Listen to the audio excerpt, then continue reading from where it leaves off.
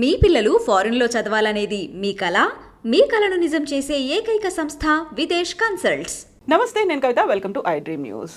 గత ప్రభుత్వంలో చేసినటువంటి అన్యాయాలు, అక్రమాల గురించి గట్టిగా మాట్లాడుతూనే కేసీఆర్, కేటీఆర్ని చీల్చి చెండాడేలా ప్రసంగాలు చేస్తున్నటువంటి సీఎం రేవంత్ రెడ్డి సడన్గా తన ప్రభుత్వాన్ని కూల్చే కుట్ర జరుగుతోంది అనే మాటలు ఎందుకని మాట్లాడుతున్నారు? అండర్లయింగ్ మెసేజ్ ఏమన్నా కనిపిస్తోందా? ప్రస్తుతం మనతో పాటుగా ఉన్నారు పొలిటికల్ అనలిస్ట్ ఘంటా చక్రపాణి గారు. చక్రపాణి గారు, నమస్కారం అండి. మనం ప్రతిసారి మాట్లాడుకున్నప్పుడల్లా బీఆర్ఎస్ ఓటమి గురించి మాట్లాడుకునే వాళ్ళం, కాంగ్రెస్ గెలుపు కంటే కూడా. బట్ ఇప్పుడు ప్రధానంగా కనిపిస్తోంది రేవంత్ రెడ్డి చేసినటువంటి అటాక్, ఆ తర్వాత బేలగా మాట్లాడినటువంటి ఈ మాటల్ని ఎలా చూడొచ్చు అంటారు వీటిని? మనకు సౌత్ ఇండియన్ పాలిటిక్స్లో ముఖ్యంగా ఈ మధ్య ట్రెండింగ్ అవుతున్నటువంటి ఒక ముఖ్యమంత్రుల స్థాయిలో ఉన్నటువంటి వాళ్ళు, నేను ఒంటరి వాడిని, నన్ను కుట్ర చేస్తున్నారు, నన్ను రాకుండా చేస్తున్నారని చెప్పేటువంటి ఇది మనకు ఆంధ్రాలో జగన్ కూడా అదే పని చేస్తున్నాడు. జగన్ తిరుగుతున్నప్పుడల్లా ప్రతి చోట పోయి వాళ్ళందరూ కలిశారు, నన్ను ఒంటరివాడిని చేశారు, లేకపోతే నన్ను ఇట్లా చేస్తున్నారు అట్లా. కోర్స్ గతంలో కేసీఆర్ కూడా బక్కొని ఒంటరిని చేసి వీళ్ళందరూ నా మీద దిగుతున్నారు. కానీ ఇది కొంతమందికి ఎవరైతే అంటే జనాలకు అట్లా తెలిసిన వాళ్ళు ఉన్నారో వాళ్ళకు అబ్బుతుంది, కానీ అతుకుతుంది. కానీ రేవంత్ రెడ్డి లాంటి పర్సనాలిటీ, రేవంత్ రెడ్డి లాంటి వ్యక్తిత్వము, రేవంత్ రెడ్డి లాంటి లీడర్షిప్ ఉన్నటువంటి వ్యక్తి ఎవరు ఊహించినట్టుగా సడన్గా పోయి నన్ను, నా వెనుక కుట్ర జరుగుతుంది, నన్ను ఏదో ఇబ్బంది పెడతారు, నన్ను పదవిలో ఉంచేటట్టుగా లేరు అనే విధంగా మాట్లాడడం అనేటువంటిది నిజంగా కూడా చాలామందిని, ముఖ్యంగా కాంగ్రెస్ కార్యకర్తల్ని, కాంగ్రెస్ అభిమానులను కూడా కొంత ఆలోచింపజేసింది. అది కూడా పెద్ద గ్యాప్ అనేది లేకుండా ఇమ్మీడియట్గా మాట్లాడడం, ఇమ్మీడియట్గా ఆల్ ఆఫ్ ఎ సడన్ ఒక ప్రోగ్రాం పెట్టుకొని కొడంగల్ వెళ్ళినాడు. అంటే ఆయన చెప్పడము, నేను మీ వాణ్ణి, నేను అధికారంలోకి వచ్చి అసలు గత 70 ఏళ్లలో ఎక్కడ జరగనటువంటి రీతిలో అభివృద్ధి 100 రోజుల్లోనే మీకు అన్ని కాలేజీలు, జూనియర్ కాలేజీలు, డిగ్రీ కాలేజీలు, మెడికల్ కాలేజీలు, ఇంజనీరింగ్ కాలేజీ, ఇంత పెద్ద ఎత్తున నేను ఇన్ఫ్రాస్ట్రక్చర్ క్రియేట్ చేస్తున్నాను.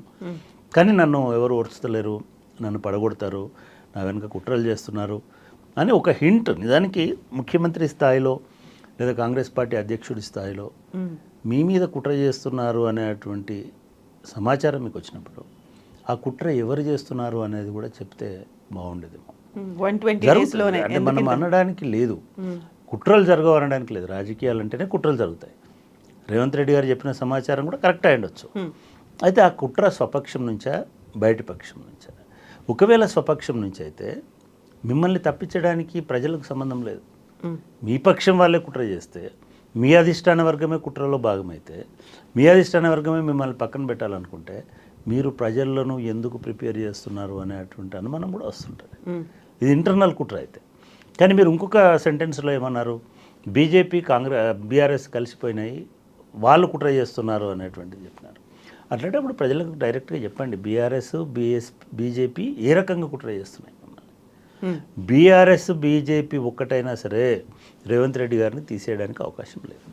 ఎందుకంటే రేవంత్ రెడ్డి గారు elected by peoples mandate, elected by their legislature party, and that election is approved by their high command.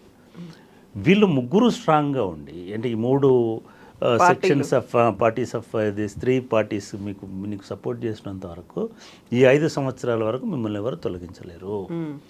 మీరు చెప్తున్న రెండవ వాదన తీసుకుంటే బీఆర్ఎస్ బీజేపీ కనుక కుమ్ముక్కై మిమ్మల్ని తొలగించాలనుకున్నా సరే మీ పార్టీలోంచి సహకారం లేకుండా, మీ ఎమ్మెల్యేల నుంచి సహకారం లేకుండా ఈ నంబర్ అటు ట్రాన్స్ఫర్ అయ్యే అవకాశం లేదు. బీజేపీ బీఆర్ఎస్ కలిసినా సరే వాళ్ళ మొత్తం సీట్లన్నీ కలిపి కూడా 40 సీట్లు అవుతలేవు. ఒకవేళ బీఆర్ఎస్ బీజేపీ కలుస్తాయి అనుకున్నా కూడా వీళ్ళందరూ కలిపి కూడా మీకు కావాల్సినటువంటి మెజారిటీకి సరిపోయేటువంటి అవకాశం లేదు. అందులో ముగ్గురు ఆల్రెడీ కాంగ్రెస్లో చేరిపోయారు. ఆల్రెడీ మీరు అంటే నాకు ఈ లాజిక్ అర్థం కాల. బీఆర్ఎస్ బీజేపీ మాత్రమే మిమ్మల్ని ఓడించాలనుకుంటే బీఆర్ఎస్ బీజేపీ ఎంఐఎం కలిసినా కూడా మీకు ఏమీ కాదు. ఎందుకంటే మీరు మొదటి గేటు తెరిచిన రోజే చెప్పారు, ఇప్పుడే ఒక గేటు తెరిచి వచ్చినా మొత్తం గేట్లు ఇంకా తెరవలేదు, మొత్తం గేట్లు తెరిస్తే ఎవడు మిగులడు. ఈ మాట మనం గత నెల రోజుల నుంచి వింటున్నాం. కానీ ఒక దానం నాగేంద్ర తప్ప గేట్లోంచి ఇప్పటికి వరకు బయటకు వచ్చిన వాళ్ళు ఎవరు లేరు. ఒక తెల్ల కడియం వెంకట్రావు. శ్రీహర్. సరే, తెల్లం వెంకట్రావు గేట్ ద్వారా రాలే ఆయన ముందే గేట్లోకి పోయినాడు. Tellam Venkatrao is personal, I mean ఒక రకంగా చెప్పాలని అనుకుంటే నామినీ ఆఫ్ పొంగులేటి శ్రీనివాసరెడ్డి. ఆయన అక్కడ గెలిచాడు. ఇక్కడ టికెట్ ఇచ్చేటువంటి అవకాశం లేదు, ఎందుకంటే అక్కడ పొడం వీరయ్య ఉన్నాడు కాబట్టి, పొడం వీరయ్య సీనియర్ కాంగ్రెస్ లీడర్ కాబట్టి ఆయనను తప్పిస్తే ఇబ్బంది అవుతుంది అనుకొని తెల్లం వెంకట్రావుకి ఇచ్చినారు. అక్కడ ఆటోమేటిక్గా తెలుసు ఎక్కడైతే నువ్వు గెలిచిరా అని చెప్పింది ఆయన. సో తెల్లం వెంకట్రావు ఏదో గేటు తీసుకొని ఆయన వెంబడి వేలాది మంది కార్యకర్తలతో వచ్చిండని అనుకోవడానికి వీల్లేదు. ఇప్పుడు వచ్చిన ఎవరు కూడా అట్లా రాలేదు. దానం నాగేందర్ కూడా ఏదో దానం నాగేందర్ గేటు మధ్యలో ఉన్నాడా, గేట్ అటు ఉన్నాడా ఇటు ఉన్నాడా ఎవరికి తెలియనటువంటి వాతావరణం ఏ పార్టీలో ఉన్నా కూడా. ఇప్పుడే కాదు, మనం కాంగ్రెస్లో ఉన్నప్పుడు, టీడీపీలో ఉన్నప్పుడు, తర్వాత బయటకు వచ్చినప్పుడు ఇవన్నీ చూసినాం. కాబట్టి ఇప్పుడు మనం సీరియస్గా గేట్లు ఓపెన్ చేయడం వలన ఒక ఫ్లడ్ వచ్చింది అని అనుకునడానికి అవకాశం లేదు. మరి అంత ధైర్యంగా నేను గేట్లు ఓపెన్ చేసినా ఎవడు మిగిలడు అక్కడ అని అనుకున్న తర్వాత ఎవడు కుట్ర చేస్తాడు అనేది సమస్య. ఈ కుట్ర సిద్ధాంతానికి కారణం ఏమిటి, దాని మూలం ఏమిటి, దానికి ఉన్నటువంటి సోర్స్ ఏమిటి, ఇన్ఫర్మేషన్ ఏంటంటే ఒక్క రేవంత్ రెడ్డి గారికి తప్ప ఇంకెవరికి తెలిసేటువంటి అవకాశం లేదు.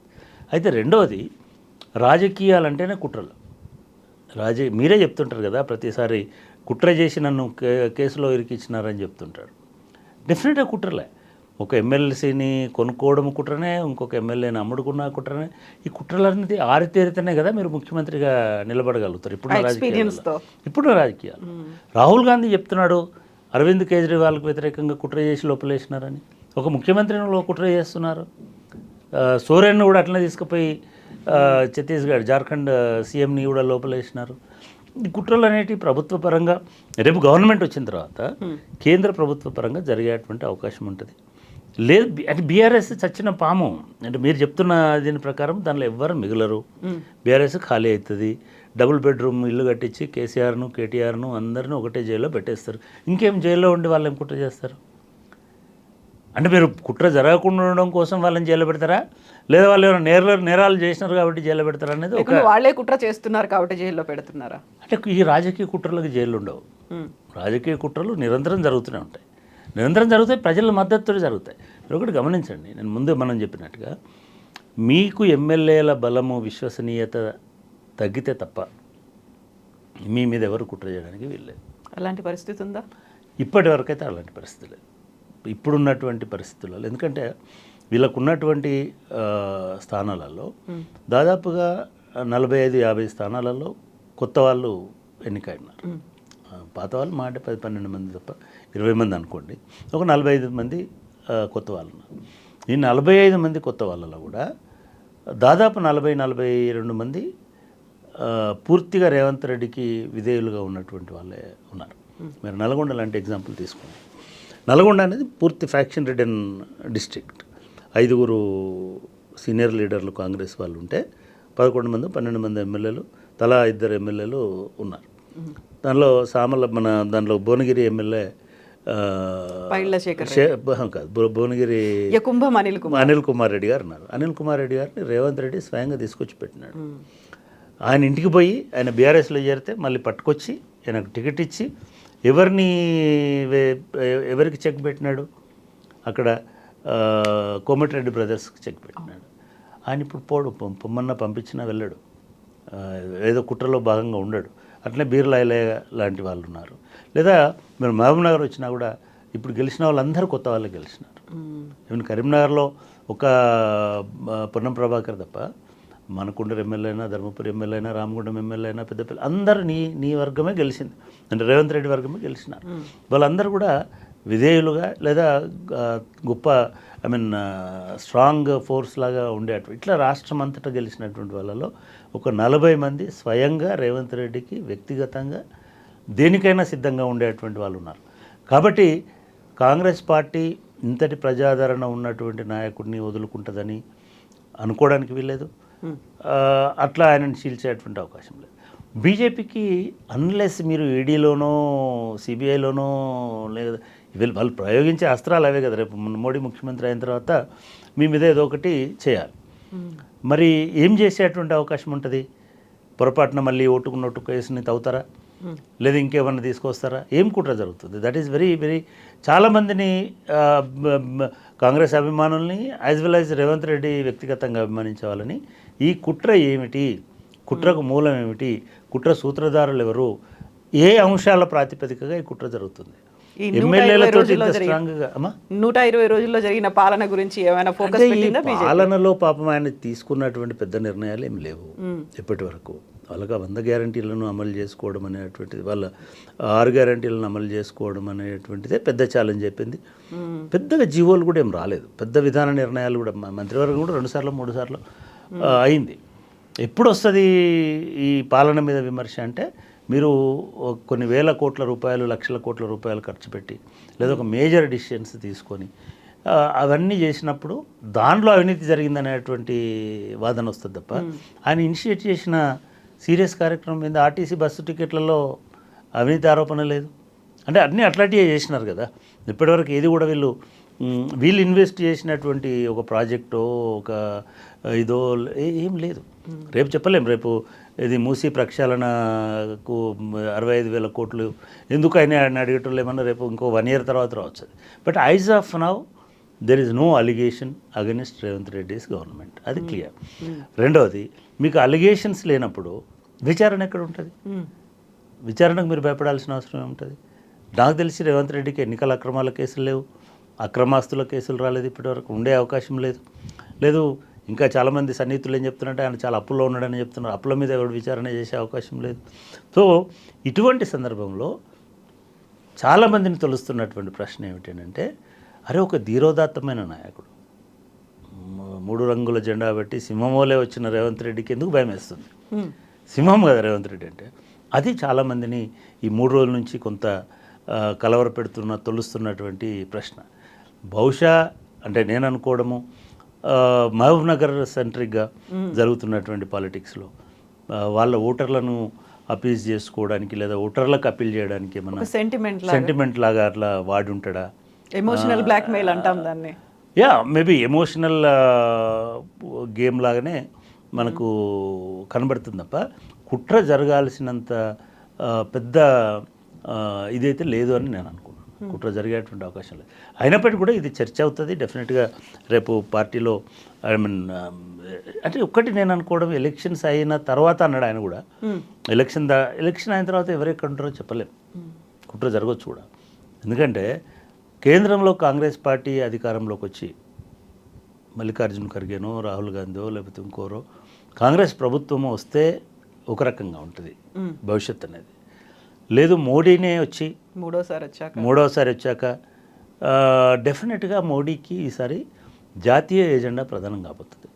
జాతీయ ఎజెండా అంటే not national, simple national agenda, జాతీయవాద ఎజెండా అనేది మాత్రమే మిగిలింది. ఇప్పటివరకు మోడీ చేయాల్సిందంతా లాస్ట్ 10 yearsలో చదును చేయడము, బుల్డోజ్ చేయడము, మిగతా చేయడము, ఎక్కడికక్కడ చేసేసి బేస్ అంతా క్లియర్ చేసుకున్నాడు.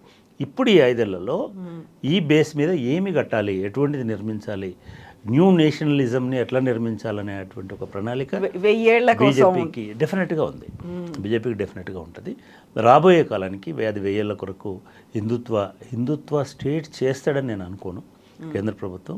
కానీ హిందుత్వకు అనుకూలమైనటువంటి స్టేట్గా భారతదేశాన్ని మార్చడానికి వాళ్ళకు స్పష్టమైనటువంటి ఏం దాపరికం ఏం లేదు. వాళ్ళు మున్పట్లాగా మేము ఇది అది చేయమనట్లేదు. బట్ ఆ దిశగా వాళ్ళు వెళ్ళడానికి పూర్తి ఉంటుంది. అయితే కొన్నిసార్లు ఏమవుద్దంటే, చాలామంది చెప్తున్నట్టు ఇప్పుడు రాజ్యాంగం మారుస్తారా, రాజ్యాంగం మార్చకుండా మీరు హిందుత్వ క్యారెక్టర్ ఉన్న స్టేట్ని బిల్డ్ చేయలేరు. మీరు ఖచ్చితంగా లౌకికవాదం అనేటువంటి భావనని తొలగించాల్సిన అవసరం ఉంటుంది. అటు తొలగించాలని అనుకుంటే లేదా రాజ్యాంగంలో ఉన్నటువంటి మౌలిక స్వరూపంలో ఏ రకమైన మార్పు తీసుకురావాలన్నా కూడా నీకు అన్ని రాష్ట్రాలకు సంబంధించినటువంటి మద్దతు అనేది అవసరమైతే. హిమాచల్ ప్రదేశ్ నేను అనుకోవడము ఎలక్షన్లు అయిపోగానే హిమాచల్ ప్రదేశ్ టేక్ ఓవర్ కూడా కంప్లీట్గా అయిపోతుంది ఒక 6 నెలల్లో కనీసం. ఎందుకంటే మొన్ననే విశ్వాస పరీక్ష అయింది కాబట్టి ఇంకొక 6 నెలలలో అది డోలాయమానంగానే ఉంటుంది. ఇప్పుడు ఉన్నాయి 2. ఈ రెండిట్లలో కర్ణాటక అండ్ తెలంగాణ. డెఫినెట్గా కర్ణాటకలో కూడా ఈసారి వాళ్ళు కొంత రీటైన్ అవుతుంది అనుకుంటున్నాను. అంటే మొత్తం మరి 26కి 26 వస్తాయా, 25 వస్తాయా, 30 వస్తాయా చెప్పలేము. కానీ అంటే ఆ లెక్కలు చెప్పలేము. బట్ మెజారిటీ సీట్లలో అందులో ఇరవై- డికే శివకుమార్ కూడా బీజేపీతో టచ్ లో ఉన్నాడు. అది ఆయన కూడా సెకండరీ. చీల్చే కుట్ర జరిగింది. ఇద్దరు రెండు ఒకటే ఆప్షన్స్లో పోతుంటారండి. అక్కడ డికే శివకుమార్, రేవంత్ రెడ్డి, డికే శివకుమార్ ఇప్పుడు రెండు జోడెట్లు కాంగ్రెస్ పార్టీకి సౌత్ ఇండియాలో. డికే శివకుమార్ పోతే రేవంత్ రెడ్డి గారు సపరేట్గా ఉంటాడని నేను అనుకోను, ఉండనిస్తారని కూడా నేను అనుకోను.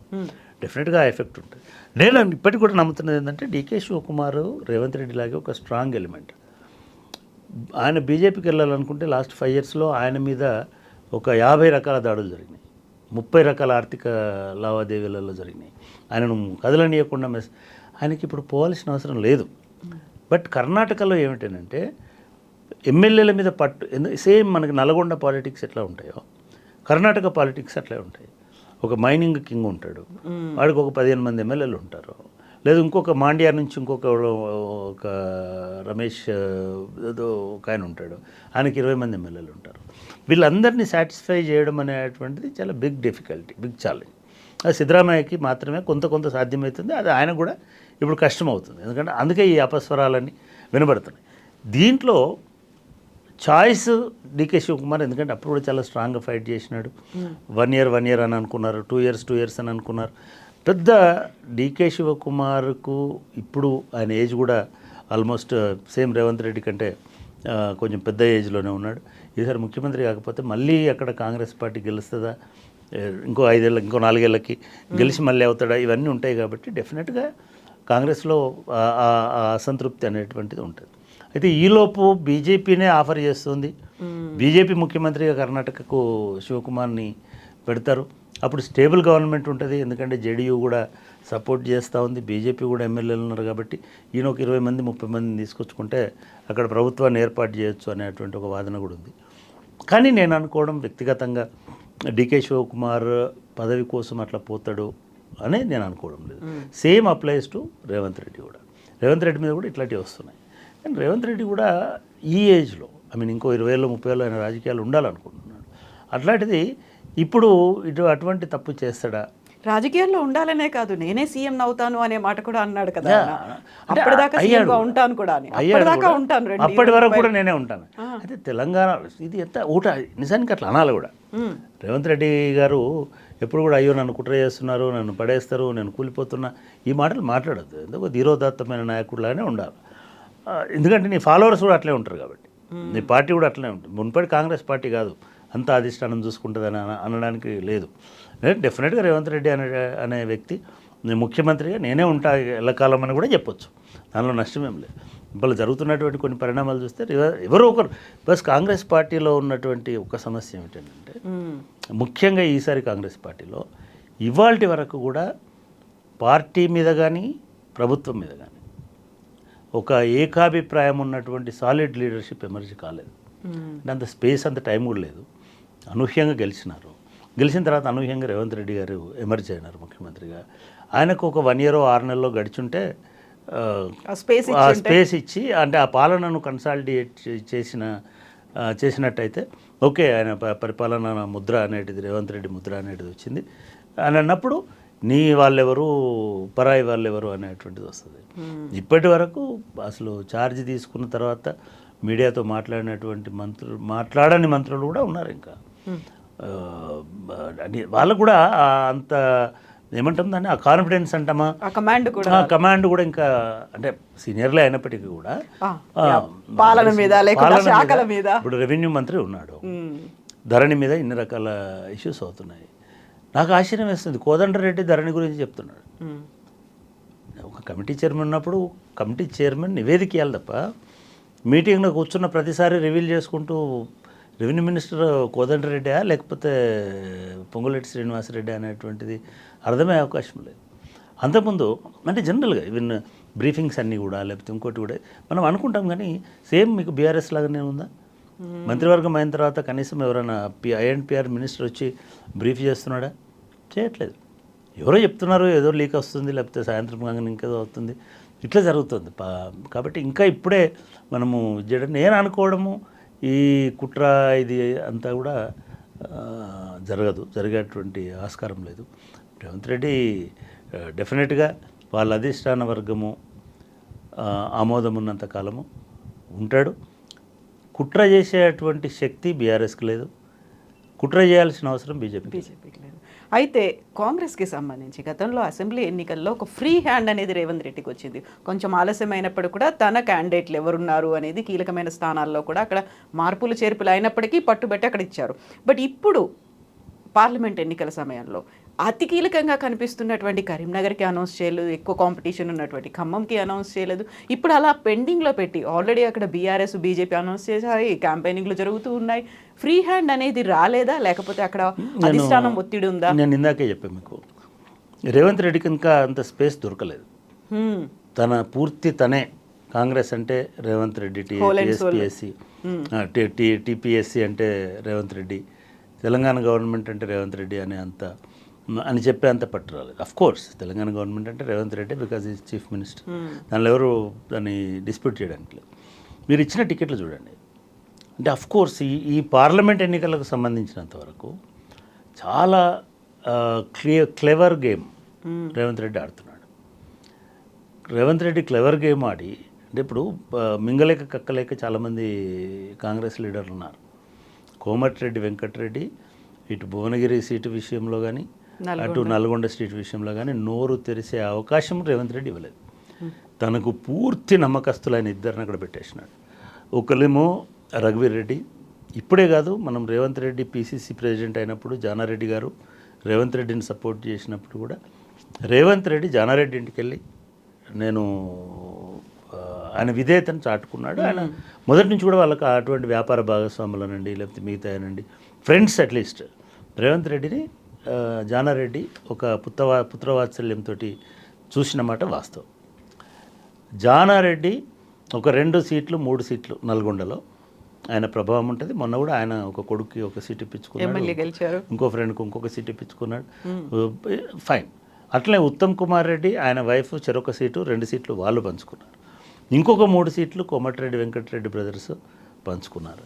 ఇంకొక సీటు 2 సీట్లు దామోదర్ రెడ్డి తీసుకున్నాడు. ఒకటి మిర్యాలగూడ సూర్యాపేట ఉండొచ్చు, ఇంకోటి నగరికల్ మన కిషోర్ గాదర్ కిషోర్ కాన్స్టిట్యూన్సీ తుంగతుర్తి ఉండొచ్చు.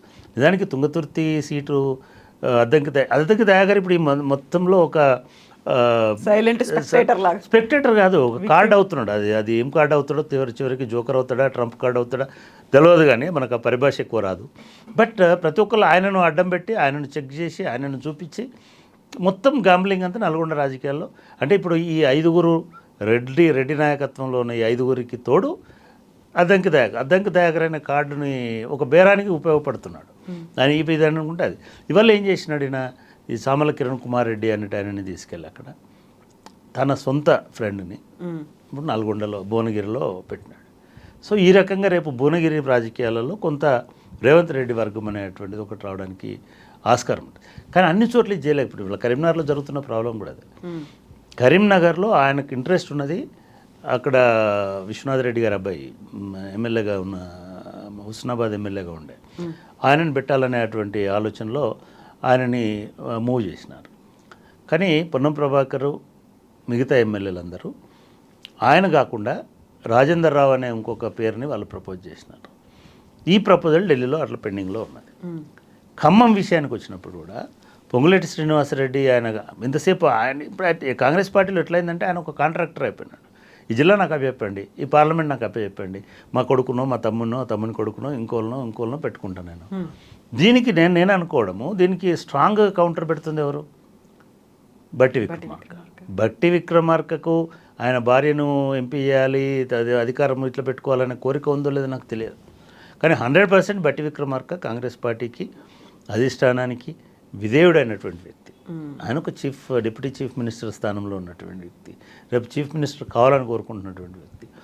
ఇటువంటి టైంలో ఆల్ ఆఫ్ ఎ సడన్ అంటే మీరు అధిష్టాన వర్గమే అనుకుంటే వీళ్ళు ఎవరు ప్రపోజల్ చేయక్కర్లేదు, వీళ్ళు ఇంత పట్టుపట్టక్కర్లేదు, 100 ర్యాలీలతోటి కార్లు వేసుకుని ర్యాలీలు చేయక్కర్లేదు, బల ప్రదర్శన చేయక్కర్లేదు. అధిష్టానం ఇంట్లో కూర్చుంటే టికెట్లు ఎట్లా మనకి వంశీచంద్ర రెడ్డికి ఇవ్వలేదా అధిష్టానం? టక్కన అనౌన్స్ చేసేసినారు కదా. సో రేవంత్ రెడ్డి ఇప్పుడు మహబూబ్ నగర్, నల్గొండ, ఖమ్మంలో ఎంటర్ కాలేకపోయినాడు, కరీంనగర్లో ఎంటర్ కాలేకపోయింది. ఎందుకంటే కంప్లీట్ అధిష్టాన వర్గమే పెద్దపల్లి సీట్ని చూసుకుంది కాబట్టి ఇంకా ఆదిలాబాద్లో కూడా పూర్తిగా ఆయనకి పట్టు రాలేదు. రేపు ఎవరైనా మిగతా, ఎందుకంటే వీక్ ఉంది ఆదిలాబాద్లో, బీజేపీ స్ట్రాంగ్ అయింది అక్కడ, వీళ్ళు ఎమ్మెల్యేలు తక్కువ ఉన్నారు. ఉన్న ఎమ్మెల్యేలలో ఇద్దరు వివేక్ వెంకటస్వామి కొడుకులే ఉన్నారు అక్కడ. కాబట్టి ఇంకా ఆయన అక్కడ పూర్తి దృష్టి పెట్టలేదు. ఇప్పుడు మెదక్ మీద నిన్న మొన్న మెదక్ రంగారెడ్డి మీద పట్టు సాధించారు. అక్కడ కూడా పట్టు ఇప్పుడు మన రేవంత్ రెడ్డిని అంత బేలగా ఉన్నాడని అనుకుంటున్నాం. కానీ ఒకప్పుడు కాంగ్రెస్ పార్టీ మొత్తానికి ఫండ్ చేసిన కేఎల్ఆర్ని పక్కన పెట్టి ఇప్పుడు ఆయన ఎమ్మెల్యే కాలేదు, ఆయన ఎంపీ కాలేదు, మొత్తం ఏడ్చుకుంటూ పోయినాడు అనేది పేపర్లలో కనబడతా ఉంది. అట్లే మెదక్లో టైగర్ లాగా ఉండే ఎవరు మన జగ్గారెడ్డిని పక్కన పెట్టి ఏదో ఊరికి చెప్పాడు వీళ్ళకు భార్యకి ఏదో ఇది ఇస్తామని, కార్పొరేషన్ అనేది. కానీ జగ్గారెడ్డి కానీ లేదా హనుమంతరావు కానీ వాళ్ళిద్దరిట్లలో ఎవరినైనా పికప్ చేస్తే స్ట్రాంగ్గా ఉండేది పోటీ. మల్కాజ్గిరి పార్లమెంట్కి వీళ్ళిద్దరిని పక్కన పెట్టినాడు. వీళ్ళిద్దరిని పక్కన పెట్టేసి ఒక కొత్త నీలం మధు అనేటువంటి క్యాండిడేట్ని పెట్టినాడు. దీనివల్ల ఏమవుతుంది, డెఫినెట్గా అక్కడ బీజేపీకి కొంత ఎడ్జ్ వచ్చే అవకాశం ఉంటుంది. ముగ్గురు స్ట్రాంగ్గా ఉంటే, ఇప్పుడు హనుమంతరావు కానీ లేకపోతే జగ్గారెడ్డి కానీ ఉంటే కాంగ్రెస్ పార్టీకి ఓట్లు పెరిగే అవకాశం ఉంటుంది. కాంగ్రెస్ పార్టీ బీజేపీ రెండు వ్యతిరేక ఓట్లను కనుక చీల్చుకుంటే, బీఆర్ఎస్ క్యాండిడేట్ ఎందుకంటే గజ్వేల్ ఉంది, అక్కడ సిద్దిపేట ఉంది, లేదా మెదక్ ఉంది, అంటే 3 స్థానాలు ఉన్నట్టున్నాయి. మెదక్ కాదు, రామలింగారెడ్డి కాన్స్టిట్యున్సీ దుబ్బాక ఉంది. ఈ 3 బీజేపీ బీఆర్ఎస్ చేతిలో ఉన్నాయి. సో అంటే బీఆర్ఎస్కు సహజంగానే మెదక్ అనేది ఒక గుండెకాయ లాంటిది. సో ఇక్కడ వీళ్ళు స్ట్రాంగ్ కావాలనుకుంటే వీళ్ళ ప్రత్యర్థి స్ట్రాంగ్ అయినా పర్వాలేదు కానీ వీళ్ళు వీక్ చేయొచ్చు అనేటువంటి వ్యూహం కనబడతాం. అది ఎంతవరకు కరెక్టు, వాళ్ళు నిరాకరించినరా, వీళ్ళు పోటీ చేయమన్నారా, అది వేరు. ఎందుకంటే ఇదే హనుమంతరావు హరీష్ రావుకి ఛాలెంజ్ చేసినాడు, పార్లమెంట్ ఎలక్షన్లలో మీ పార్టీని మొత్తం నేను సర్వనాశనం చేస్తాను గెలిచిన తర్వాత, ఆయన కొడుకు గెలిచిన తర్వాత. సో మైనంపల్లి హనుమంతరావు ఆయన బెటర్ ఛాయిస్ అయి ఉండేవాడేమో కాంగ్రెస్ పార్టీకి, లేదా జగ్గారెడ్డి బెటర్ క్యాండిడేట్ అయ్యండి. మనకి ఇంకా తెలియదు, ఇంకా చాలామంది ఉండొచ్చు కాంగ్రెస్ పార్టీలో ఉన్న సీనియర్స్ ఉన్నారు అక్కడ కూడా, ఫైన్. బట్ అక్కడ అదొక తన పట్టు పెంచుకోవడానికి ఇప్పుడు ఒక ప్రయత్నం అయితే చేస్తున్నాడు. అట్లాగే అసలు చేవెళ్ళ కాన్స్టిట్యున్సీ ఉంది, మహేందర్ రెడ్డిని చేవెళ్ళ నుంచి అయిపోయేది. చేవెళ్ళలోనే మహేందర్ రెడ్డిని వాళ్ళ వైఫ్ని సునీత మహేందర్ రెడ్డి గారిని చేవెళ్ళలో పెడితే అయిపోయింది. రంజిత్ రెడ్డిని అటు తీసుకెళ్ళి చేవెళ్ళను ఇటు తీసుకొచ్చి మళ్ళీ ఈ 4-5 కాన్స్టిట్యున్సీస్లో ఒకటి రేవంత్ రెడ్డి తన మనుషులు, తన బలగం లేదా తన పట్టు ఉండాలని అనుకోవడంలో తప్పలేదు. కానీ దీనివల్ల భారతీయ జనతా పార్టీకి లాభం చేకూరేటువంటి సంకేతాలు కనబడుతున్నాయని కాంగ్రెస్ వాళ్ళు అంటున్నారు. సైలెంట్గా ఉందా, స్ట్రాంగ్గా కనిపిస్తుంది. ఇప్పుడు మీరు మల్కాజిగిరి తీసుకోండి, 3 సర్వేలు వచ్చినాయి ఈ మధ్య. ఈ 3 సర్వేలో కూడా మల్కాజిగిరిలో ఈటెల రాజేందర్ గెలుస్తున్నాడు. దానిలో రేవంత్ రెడ్డి గారి ప్రభుత్వం ఏర్పడుతుందని చెప్పిన ఒకే ఒక్క సర్వే ఏజెన్సీ జన్లోక్ పోల్ 63 సీట్లు వస్తాయా 65 సీట్లు వస్తాయని వాళ్ళు ఇచ్చారు. వాళ్ళ ట్విట్టర్ హ్యాండ్లో కూడా దీన్ని పిన్ చేసి మరీ పెట్టుకున్నారు, తెలంగాణ రిజల్ట్స్ మేము అక్యురేట్గా ఇచ్చామని. అదే సర్వే సంస్థ, ఆశ్చర్యపోతారు మీరు, ఇప్పుడు చెప్పిన వాటితో పాటు పాత 3 కాన్స్టిట్యున్సీస్ 4 కాన్స్టిట్యున్సీస్ ఆదిలాబాద్, నిజామాబాద్, కరీంనగర్, సికింద్రాబాద్, ఈ 4 ప్లస్ చేవెళ్ళ, మహబూబ్ నగర్, చేవెళ్ళ, మల్కాజ్గిరి, మెదక్, వీటిని కూడా బీజేపీ ఖాతాలో. ఈవెన్ మొన్నటి లేటెస్ట్గా చేసిన సర్వేలో భువనగిరి కూడా ఎడ్జ్ ఉంది బీజేపీకి అని చెప్పేటువంటి ప్రయత్నం. అంటే 9 ఉన్నాయి, ఇప్పటికి 9 అయినాయి. ఇలా హైదరాబాద్లో ఒక గేమ్ షో నడుస్తుంది, టిక్ టాక్ షోలాగా. హైదరాబాద్లో కూడా రేపు ఎమర్జ్ అయిందనుకోండి 10. ఇదే సంస్థ ఫిబ్రవరిలో సర్వే చేసింది, ఇది ఏప్రిల్లో చేసిన సర్వే, ఫిబ్రవరిలో ఒక సర్వే చేసింది. ఫిబ్రవరిలో కాంగ్రెస్కి 10 వస్తాయని చెప్పింది, 10 to 12 వస్తాయని చెప్పింది, బీజేపీకి 4 to 5 అని చెప్పింది. అంటే ఒక 1 మంత్లో 1.5 మంత్లో బీజేపీ తన బలాన్ని రివర్స్ చేసుకోగలిగింది, డబుల్ చేసుకోగలిగింది. అండ్ కాంగ్రెస్ పార్టీని 5కి పరిమితం చేసింది, 6కి పరిమితం చేసింది.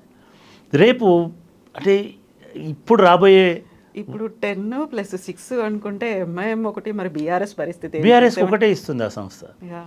బీఆర్ఎస్కి ఒకటే ఇస్తుంది, అది మెదక్ ఇస్తుంది. కాబట్టి ± బీజేపీ బీఆర్ఎస్ మధ్యలోనే తప్ప కాంగ్రెస్ పార్టీ థర్డ్, బీఆర్ఎస్ని ఇప్పుడు మీరే చెప్తున్నారు బీఆర్ఎస్ ఏం లేదని.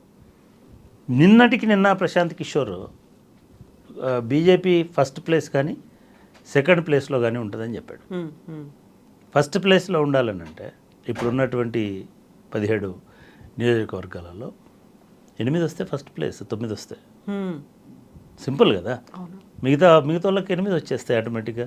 లేదు బీఆర్ఎస్ కూడా 2, 3, నిజానికి బీఆర్ఎస్ చాలా బీఆర్ఎస్ గురించి చెప్పేవాళ్ళు కూడా. నేను ఈ డీటెయిల్స్ని ట్విట్టర్లో పోస్ట్ చేస్తే చాలామంది బీఆర్ఎస్ వాళ్ళు కొంత హర్ట్ అయినారు. లేదు పెద్దపల్లి బీఆర్ఎస్కి అనుకూలంగా ఉంది, మెదక్ బీఆర్ఎస్కి అనుకూలంగా ఉంది, కరీంనగర్ బీఆర్ఎస్కి అనుకూలంగా ఉంది. అంటే గ్రౌండ్లో ఉన్నటువంటి వాతావరణం మారుతుంటాయి. అదేవిధంగా నాగర్ కర్నూలులో బీఆర్ఎస్కి అనుకూలంగా ఉంది అని చెప్తున్నటువంటి వాళ్ళు ఉన్నారు. అంటే అసలు కాంగ్రెస్ పార్టీ ఏది గెలుస్తుంది అనేది స్పష్టంగా కాంగ్రెస్ పార్టీ చెప్పలేనటువంటి పరిస్థితి ఉంది. ఈ పరిస్థితి కనుక, ఈ ట్రెండ్ కనుక, ఈ సర్వేలలో వాళ్ళు చెప్తుంది నిజమెంతో అబద్ధమెంతో ఎంతవరకు నిజమైతే తెలియదు. ద ఓన్లీ గట్ ఫీలింగ్ ఏంటంటే గతంలో మీకు 63 వచ్చి మీరు ముఖ్యమంత్రి అవుతారని చెప్పినటువంటి సేమ్ సర్వే సంస్థ ఇవాళ మీరు 6 సీట్లతో పరిమితం అవుతారని చెప్పడం అనేటువంటిది డెఫినెట్గా అది నష్టం కలిగిస్తుంది రేవంత్ రెడ్డికి. అది రేవంత్ రెడ్డి గారికి డెఫినెట్గా నష్టం కలిగిస్తుంది. ఎందుకంటే ఇప్పటి వరకు మనం చెప్పినటువంటి ఈ స్థానాలలో వీళ్ళందరినీ ప్రపోజ్ చేసింది రేవంత్ రెడ్డి గారు. మహబూబ్ నగర్ అయినా, భువనగిరి అయినా, నల్గొండ అయినా, ఈవెన్ కరీంనగర్లో రేపు రాబోయే టికెట్ కరీంనగర్లో అయినా, నిజామాబాద్లో జీవన్ రెడ్డిని పెట్టడమైనా, లేదు మల్కాజ్గిరిలో సునీతని పెట్టడమైనా, చేవెళ్ళలో ఇది చేయడమైనా, సికింద్రాబాద్లో ఏదో అరివీర భయంకర శూరుడు అన్నట్టుగా తీసుకొచ్చి దానం నాయందని పెట్టి, ఇవన్నీ స్వయంకృతంగా కనబడుతున్నాయి. ఎవరి కుట్రతో సంబంధం లేకుండా మీరు డైరెక్ట్గా వాళ్ళ ఇళ్ళకి పోయి వాళ్ళని తీసుకొచ్చి వాళ్ళతో మాట్లాడి వీళ్ళందరి ఇళ్ళకి పోయినాడు. ఒక్క దయాకర్ ఇంటికే పోలేదు. దయాకర్ అంటే వరంగల్ ఎంపీ దయాకర్ ఇంటికి మాత్రమే ఆయన వెళ్ళలేదు. దయాకర్ని పిలిపించుకొని మాట్లాడినాడు. కానీ ఈ రెడ్డి మహాశివులందరి ఇళ్ళకి ఆయననే స్వయంగా పోయి ఆయననే మాట్లాడి ఆయననే వాళ్ళని తీసుకొచ్చి మీ వల్లనే మేము గెలుస్తామని పెట్టుకున్నారు. కాబట్టి ఈ 10 స్థానాలు, 8 స్థానాలు, 6 స్థానాలు కనుక అటు ఇటు అయితే అప్పుడు ఎవరైనా కుట్ర చేయడానికి కాంగ్రెస్ పార్టీలో ఇంటర్నల్గా కుట్ర కూడా అక్కర్లేదు. అప్పుడు డిసిషనే ఉంటుంది, నిర్ణయమే. కుట్ర అంటే తెలియకుండా చేసేది. కానీ ఒక ఫలితాన్ని చూపించి ఆ థ్రెట్ మాత్రం ఉండేటువంటి అవకాశం ఉంది. అంతే తప్ప as of now Revanth Reddy గారికి ఉన్నటువంటి ఇదేం తగ్గలేదు within the Congress party. నేను అనుకోవడం కాంగ్రెస్ పార్టీ విశ్వసించినంత కాలం రేవంత్ రెడ్డి గారికి డోకా ఉండదు. అయితే అదే ఇందాక చెప్పుకున్నట్టుగా బీఆర్ఎస్ కానీ బీజేపీ కానీ కుట్ర చేసే స్థాయిలో ఉండవు. రేపు డెఫినెట్గా మోడీ గారు వస్తే ఏమన్నా జరగవచ్చు. అది డైరెక్ట్గా జరుగుతుంది. కుట్ర ఏముంది దానిలో? అన్ని గవర్నమెంట్లను బుల్డోజ్ చేయడమే, అప్పుడు కుట్రలు ఏమి ఉండవు. సో అట్లా బుల్డోజర్లు వచ్చే అవకాశం మాత్రం ఉంటుంది. అయితే తన పాలనకి ఇది ఒక రెఫరెండంగా అనే మాట కూడా రేవంత్ రెడ్డి అన్నారు. సో అది పార్లమెంట్ ఎన్నికల్లో వచ్చేటువంటి ఫలితాలు, కాంగ్రెస్ ఎన్ని సీట్లు సాధిస్తుంది, ఒక మార్క్ అనేది చూపించారా లేదా అనే దాంట్లో అంటే అట్లా అనాల్సిన అవసరం లేదు. ఒకవేళ అది రెఫరెండం అని మీరంటే రేపు ప్రశాంత్ కిషోర్ చెప్తున్నట్టుగా బీజేపీ మెజారిటీ సీట్లు గెలిస్తే మీరు ఆ రెఫరెండాన్ని స్వీకరిస్తారా? మెజారిటీ స్థానాలు ఎంత పర్సెంట్ ఇప్పుడు మీకు ఉన్నటువంటి అసెంబ్లీ సీట్ల లెక్క ప్రకారం కనీసము 7-8 స్థానాలు మీరు గెలవాలి. సరే 7-8 స్థానాలు మీరు గెలిస్తే అవును రెఫరెండమే అని మీరు మళ్ళీ చెప్పడానికి అవకాశం ఉంటుంది. దానికి రెఫరెండం అంటే ఏంటంటే మొన్న కూడా చెప్పినట్టున్నాడు 12 సీట్లు 14 సీట్లు అని చెప్తున్నాడు. అది మరి కేవలం కాంగ్రెస్ పార్టీ కార్యకర్తల్లో ఉత్తేజాన్ని నింపడానికి 2 రకాలు. ఇప్పుడు రేవంత్ రెడ్డి మాట్లాడుతున్న దానిలో ఇంతకుముందు మాట్లాడేటప్పుడు ఇప్పుడు బీఆర్ఎస్ మాట్లాడుతున్నటువంటి మాటలు ఏంటంటే వాళ్ళ కార్యకర్తలని పోకుండా కాపాడుకోవడం, వాళ్ళ ఎమ్మెల్యేలను పోకుండా కాపాడుకోవడం కోసం వాళ్ళు ఏం చెప్తున్నారు, మనమే పవర్లోకి వస్తాం, వాళ్ళు కూలిపోతారు, ఇంకోటి చేస్తారు, ఇట్లాంటివో చెప్తున్నారు. అదే అట్లాంటి ఓడిపోయిన వాళ్ళకి, అట్లాంటి వీళ్ళు పోతారనే భయం ఉన్న వాళ్ళకి పోము మనమే గెలుస్తామని చెప్పడం అవసరం. కానీ రేవంత్ రెడ్డి ఏం చెప్పాలా? రేవంత్ రెడ్డి ఇంకా దూసుకుపోతాం, ఇంకా ముందుకు పోతాం అనేటువంటి పద్ధతులనే చెప్పాలి. అట్లా చెప్పడం కోసమే ఆయన రెఫరెండము మనమే గెలుస్తాం 14 సీట్లు అని చెప్తున్నాడు. కానీ ఇంటర్నల్గా వాళ్ళందరికీ తెలుసు ఎక్కడెక్కడ ఏం జరుగుతుందనేది. ఇప్పుడు కాదు, వాళ్ళు రేపు 14 నుంచి 29 days 50 మీటింగ్స్ అని ఏదో ప్లాన్ చేస్తారు. ఒక రోడ్ షోస్ అనేది తయారై 1 month రోడ్ షోస్. నేను అనుకోవడము అది ఎక్కువ ఉపయోగపడుతుంది. ఈ మొత్తంలో కలిసి వచ్చినటువంటి అవకాశం బీజేపీకి కొంత ఎడ్జ్గా కనబడుతుండడానికి కారణం ఏంటంటే, ఒక శ్రీరాముడి పట్ల ఉండే ఎఫోరియా ఒకటి మొత్తం గ్రామాలలో ఈ తలంబ్రాల వ్యవహారం అనుకోకుండా అది రాముడు దయదలిచినట్టుగా శ్రీరామనవమి తర్వాతనే ఎలక్షన్లు వస్తున్నాయి. మళ్ళీ అటువంటి భావజాల వ్యాప్తికి ఏమైనా ఉపయోగపడుతుందో చెప్పలేము. రెండవది, ఆర్థికంగా బీజేపీ చాలా స్ట్రాంగ్గా ఉంది ఇప్పుడు. సరే, ఎలక్షన్లకు పోటీ చేసి గెలవడానికి ఎంత స్ట్రాంగ్గా ఎమర్జ్ అయిందంటే, బాండ్స్ పోయినప్పటికీ 2 రకాల స్ట్రాంగ్ అయింది. ఒకటి, కాంగ్రెస్ పార్టీ ఖజానాను లాక్ చేయడం వల్ల స్ట్రాంగ్ అయింది. కాంగ్రెస్ పార్టీ ఒక పైసా డ్రా చేయడానికి లేదు, ఒక పైసా పంపడానికి లేదు, అఫీషియల్గా పంపాల్సిన డబ్బులు కూడా పంపడానికి లేదు. భారతీయ జనతా పార్టీకి ఇప్పుడు ఆ లోటు లేదు. చాలామంది పారిశ్రామికవేత్తలు, చాలామంది బీజేపీ తోటి ఉన్నటువంటి వాళ్ళు ఖర్చుకు వెనకాడకుండా ఈ ఎలక్షన్లలో తెలంగాణలో మొదటిసారి వాళ్ళు ఖర్చుకు వెనకాడకుండా ధీటుగా డబ్బులు ఏమంటాం దాన్ని ఖర్చులు పెట్టేటువంటి ఎదురు చూస్తున్నారు. డెఫినెట్గా చేస్తారు, ఎందుకంటే వాళ్ళకి అవసరం. మీకు సౌత్లో తెలంగాణ అనేది వాళ్ళ ఆలోచనలో గేట్వే ఆఫ్ సౌత్ ఇండియా లాగా, థ్రెషోల్డ్ ఆఫ్ సౌత్ ఇండియా లాగా చూస్తున్నారు. తెలంగాణలోకి ఎంటర్ అయితే మనము ఆంధ్రను ఎట్లాగో లీజుకి ఇచ్చేసినారు. చంద్రబాబు నాయుడు, పవన్ కళ్యాణ్ వాళ్ళు చూసుకుంటారు. అది అక్కడ ఒక 4 సీట్లు వచ్చినా వాళ్ళకు పెద్ద 2 వచ్చినా 6లో సంతోషమే.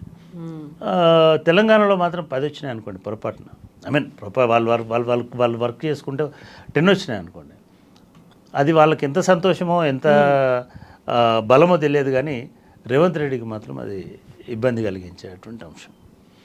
కాబట్టే ఆయన ఇది రెఫరెండం అని చెప్తున్నారు. రేపు కాంగ్రెస్ పార్టీలో ఎవ్వరు అడగరు రెఫరెండం అన్నావు కదా అని. ఎలక్షన్ వారం రోజులకు వాళ్ళ మంత్రివర్గ సహచరులు, వాళ్ళ పార్టీ వాళ్ళే మా వాళ్ళే ఓడగొట్టినారు రెఫరెండం అని చెప్పేసి అట్లాంటిది ఏదో మొదలుపెట్టేటువంటి పరిస్థితి కూడా ఉంటుంది. బహుశా నేను అనుకోవడము బీజేపీ తెలంగాణ మీదుగా ఆంధ్రప్రదేశ్ గుండా తమిళనాడు దాకా చేరుకుంటుందేమో సౌత్ ఇండియాలో. అట్లీస్ట్ కొంత ఇంప్రెషన్స్ వేయడానికి అవకాశం అయితే ఈ ఎన్నికలలో కనబడతా ఉంది. ఎస్ చక్రపాణి గారు, థ్యాంక్ యూ సో మచ్ అండి. Thank you.